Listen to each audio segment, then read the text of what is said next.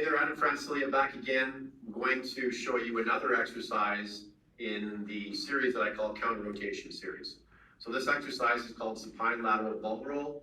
It's a great exercise. It was an exercise I learned about 25 years ago from a guy by the name of Paul Check. I still use it to this day. It's very foundational and it has great application for when I work with my goaltenders to be able to train a different range and a different plane for counter rotation. So I'm going to show you how we set up. I'm going to run through a couple repetitions, and then we're going to get a little bit more in depth as far as the instructions and what to look for and what our goals are. Now this exercise, even though visually it's simplistic, it's very important to understand what we're trying to execute. We're looking at multi-plane stabilization.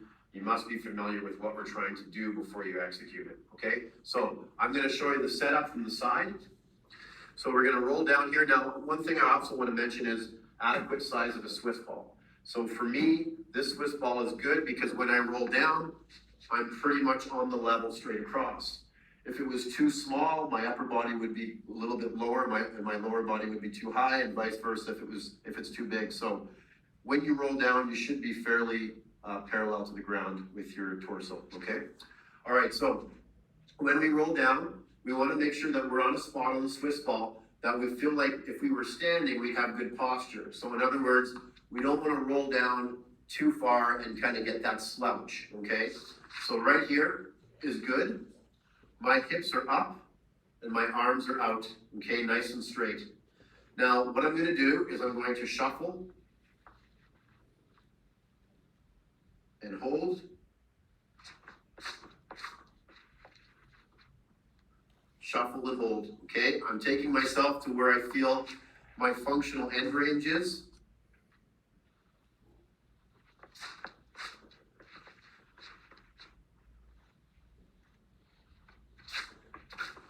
All right, now here is what we need to look for. So number one, what our natural tendency will be to do is as we get further into that lateral movement and we become more unstable, the brain is going to want to counter rotate the hips to be able to make it easier. But when it does that, we're not actually using the obliques or the core to stabilize. So I want to make sure, and what I would suggest is until you get really, really comfortable with it, and I still do it to this day, just to double check every now and then, is I just look up, and as I shuffle, I make sure that when I get to the end, I see nice flat hips as opposed to here. The other thing we want to make sure is we're using the glutes to stay up and we don't start dropping, okay? So vertically, the glutes stay up. Horizontally, we want to see evenness through the hips, okay? So if I was going this way and I'm not stabilizing properly, you would start to see internal rotation or rotation in towards the ball, okay? And that's the counter rotation we're trying to offset. The other part of it here is, and I'll show you from the front, is the timing and the sequencing of our movement.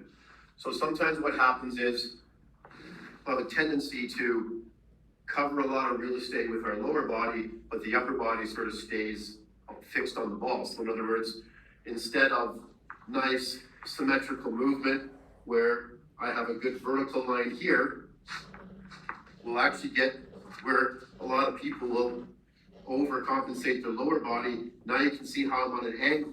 It feels like I'm really, really far out, but in fact, the most important part, which is my upper body, is still pretty neutral on the ball. So we don't want to fall into that type of thing too.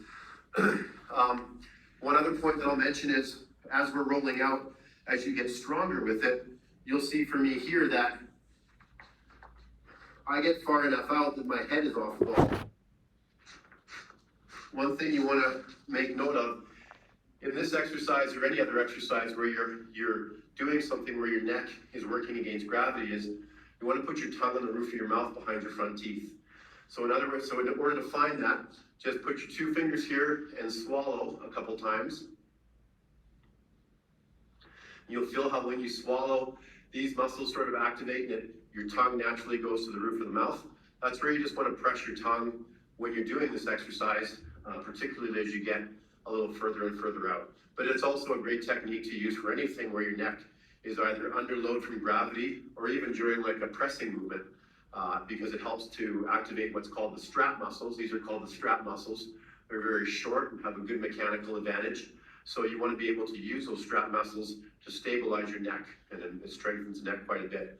In fact, to be honest with you, one little tip here, just sort of off the little rabbit trail, is whenever you're playing and you feel like there's a situation where there could be some contact or you could get bumped, especially if, you know, up in the shoulders or the head, by pressing your tongue on the roof of the mouth, you'll actually stabilize and strengthen your neck at least double. So it could help to offset any sort of whiplash or anything like that.